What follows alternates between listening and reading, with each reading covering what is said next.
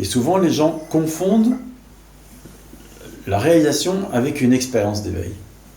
Ils s'attendent à vivre tout le temps dans les petits nuages, tout est rose et tout va bien, et je suis affecté par rien, etc., etc.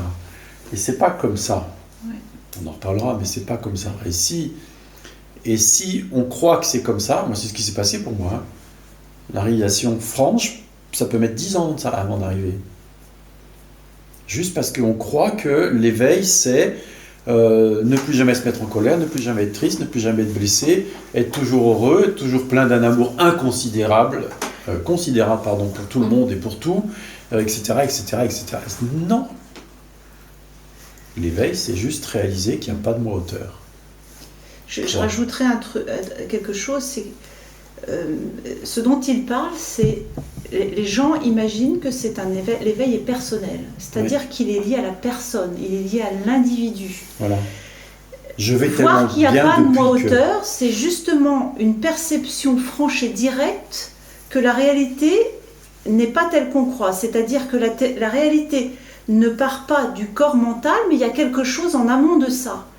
Donc forcément, s'il y a quelque chose en amont de ça, ça ne peut pas être le corps qui perçoit ça. Il y a quelque chose en amont qui perçoit le corps. Donc c'est ce qu'on appelle le changement de perspective. L'éveil. Donc ça ne peut pas être personnel. Ça n'est pas une sensation, ça n'est pas une pensée, ça n'est pas de l'ordre du corps, ça n'est pas un des 5 sens. On ne devrait pas dire du corps, on devrait dire de l'organisme. De l'organisme. De l'organisme corps mental. Ça n'est pas de l'ordre du changement des pensées, ça n'est pas de l'ordre du changement des émotions. Et ça, si vous captez ça, c'est gagné. C'est un changement parce que, de perspective. On se prend tellement les pieds là-dedans. Tout le monde attend un éveil personnel, c'est-à-dire un mieux-être dans un temps défini. Je vais arrêter de souffrir. Donc, il faut éradiquer la souffrance. C'est la recherche même, c'est la séparation même. Parce que on rentre un peu plus en profondeur là. Ouais, très en profondeur même. Mais tu pourrais poser une question. Ouais, je finis tu vois, je finis juste ça. C'est qu'il y a attente d'autre chose. Et la réalisation montre qu'en fait, c'est la souffrance même, parce qu'il est perçu que l'instant est jamais bien tel qu'il est. Ça entraîne une tension vers autre chose. Voilà. Ça, c'est dans un premier temps, je voulais dire ça, tu vois. Et la question qui me vient, c'est à quoi sert le corps et le mental, en fait? À rien. D'accord. Soyons clairs. Rien ne sert à rien. Même ce qu'on fait là. D'accord? C'est juste qu'on s'occupe. Si tu veux, l'objet de ce qui se passe là aujourd'hui, c'est pas un faire ou c'est pas comment dire, c'est pas à quoi ça sert, tu vois. C'est un voir. La question est quand même très pertinente. Comment ça fonctionne. Oui. Tu vois, c'est une vision de la réalité pure telle qu'elle est, avant le filtre mental. Tu vois, c'est juste ça. Qu'est-ce qui est vrai pour j'entends ce que tu dis, mais en fait, c'est comme si moi je suis là avec un corps, avec mon mental, c'est ma réalité à moi. Et donc, et en plus, c'est important dans ma vie. Exact. Donc, c'est pour ça que je pose la question. Parce que et c'est justement ça qu'on déshabiller de ça. En fait, il y a vraiment quelque chose qui doit se produire en moi, en fait. Oui. En moi. En moi, je sais que c'est un moi. Et de quel moi parle-t-on? Voilà. Tu vois, c'est là où ça va commencer. Et c'est exactement ça. Tu vois, aujourd'hui, il y a une identification à ce qu'on appelle le corps mental. Tu vois, tu crois que tu es Anne dans le monde. C'est ça la vision fausse. C'est exactement ça la vision fausse.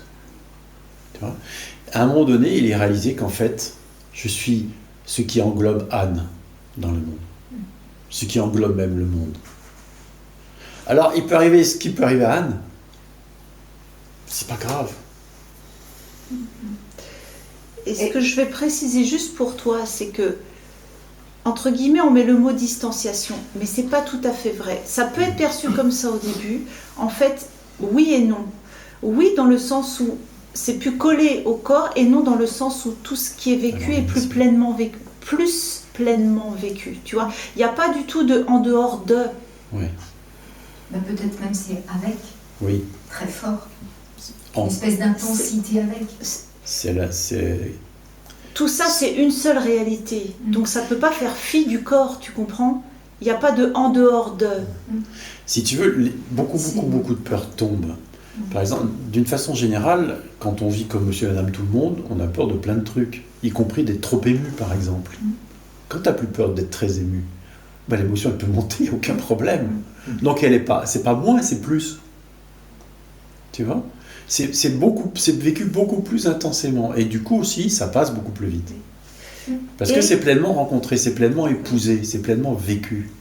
Tu vois ? T'es blessé par quelqu'un, puis tu le gardes en toi. Ça peut durer toute la vie.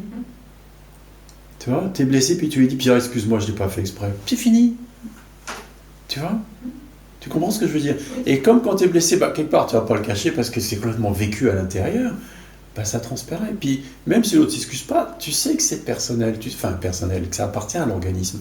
Tu sais que c'est l'organisme qui vit ça, mais qu'en réalité, ça n'a pas de substance. Dès que c'est pleinement rencontré, ça saute, ça s'effondre. Donc, c'est à la fois beaucoup plus impliqué et beaucoup plus libre.